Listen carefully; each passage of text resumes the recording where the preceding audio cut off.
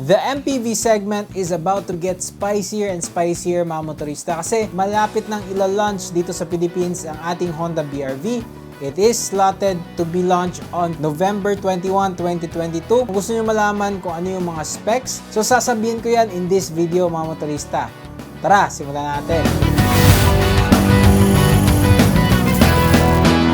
Yung ating Honda BR-V mga motorista is expected to be launched in 4 different variants. First variant natin is yung S manual transmission and it is priced at 1,100,000 pesos. Next naman dyan is ating S model din, pero this time it is a CVT or an automatic transmission priced at 1,190,000 supposed to be. And next dyan naman is ang ating Honda BR-V V variant which retails for 1,300,000. And finally, yung ating top of the line VX model which is reported to include Honda Sensing is priced at a hefty 1,390,000 pesos. Si Honda BR-V is a very nice looking MPV. It is actually one of the more pleasant looking MPV dito sa ating segment. Meron na tayong LEDs instead of projector halogens from the previous generation model. Meron din tayong LED DRLs as well as LED fog lights. And yung LED fog lights na yan is not really common sa ating segment. Now, if you take a look at the side of the BR-V mga motorista, makikita din natin na maganda yung powerman niya. Yung suspension naman niya sa harap is naka McPherson struts, sa likod naman is naka torsion beam setup. Disc brakes harap, drum brakes naman sa likod. Now for the wheel options mga motorista, meron tayong 17-inch rims sa top of the line VX, 16-inch naman sa lower trims natin.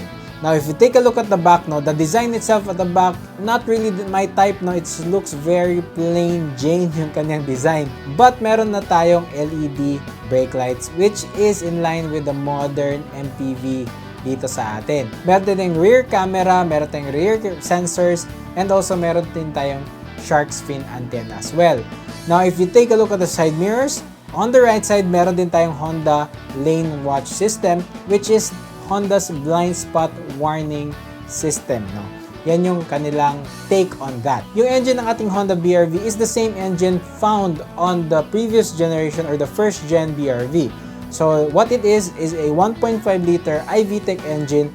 It has 121 PS of maximum power, which is the most in the competition, and 145 Newton meters of torque, which is an edge to the BR-V. One thing that I really notice about these Honda engines is medyo peaky yung power niya.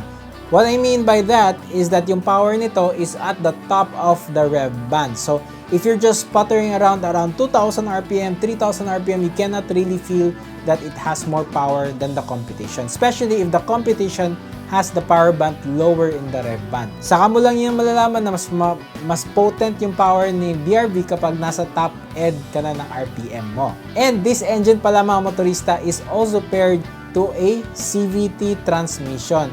And meron din tayong manual for the base model variant which is expected to be a 6-speed manual yan. Interior naman tayo, yung forma ni BR-V sa interior is very decent looking naman. Mix of materials din siya from the previous generation CR-V, previous generation Honda Civic, previous generation HRV, and the current generation Honda City. Very similar lang sila ng design. Meron din tayong 4.2-inch driver display. And also, analog pa rin yung ating mga gauges with the tachometer and the speedometer, which is really nice. And yung fonts nito is maganda, easy to read. Meron din tayong 7-inch infotainment system which also has Apple CarPlay and Android Auto. May kaliitan lang siya compared sa ating Toyota Veloz na 9-inch display sa top spec variant and then 8-inch naman sa mga lower variants. So, one downside yan sa ating BR-V. For the top of the line VX model is meron na tayong leather seats, meron tayong armrest. Although yung armrest natin medyo may hindi siya ganoon kataas, but at least we have an armrest. And the storage space is abundant throughout the cabin, not as abundant sa Toyota Veloz natin, di ba? Meron din tayong single zone climate control, digital na siya. Meron din tayong rear air blowers, for the rear seats, very common din yan sa MPV segment natin. Now, the Honda BR-V is the leader when it comes to cruise control kasi meron tong adaptive cruise control which the competition still does not get. Especially sa Veloz, wala yung cruise control. Pag-usapan muna natin yung ating safety features. Si Honda BR-V meron siyang airbags, which is 6. Meron tayong ABS, EBD, and traction control, stability control. Meron din tayong hill start assist. Meron din tayong emergency stop signal. So, yun yung mga nagbi-blink yung blinkers natin kapag nag-heavy braking tayo to prevent cars from crashing into us in an emergency. Now, let's talk about the advanced safety features sa ating Honda BR-V. Now, adaptive cruise control only engages 40 kilometers and above. Hindi siya may stop and go. Meron tayong collision mitigation braking with pedestrian detection. That's really good. Meron tayong lane keeping assist. Meron tayong road departure mitigation. Only Honda has that. Lead car departure notification. So, kung hindi nyo pa alam kung ano yan, basically, mag-a-alert sa dash kung umaandar na yung vehicle na sa harap natin. Minsan, hindi natin nalalaman kasi nasa phone tayo. So, this is one way to keep us undistracted, especially in traffic conditions. This feature will be only available sa top spec VX variant. For the lower models, I don't think Honda will include that, especially if you take a look at the price. If you're looking for that long distance comfort, long distance capability, especially with that adaptive cruise control, yung advanced driver aids na yan, you can find that sa ating Honda BR-V.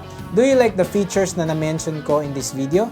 Let me know down sa ating comments. And as always mga motorista, malapit na tayo mag 100k. Maraming salamat sa mga nag-subscribe recently sa ating channel. Shoutout sa inyo mga motorista. Maraming salamat. Magla-launch yung YouTube handles. Yung YouTube handle ko, once it's launched, it's gonna be Kamotorista. So if you're trying to mention me, just say @Kamotorista, mga motorista. So once again mga motorista, maraming salamat. This is Adrian. You are watching Motorista Adventures and I'll see you on the next episode.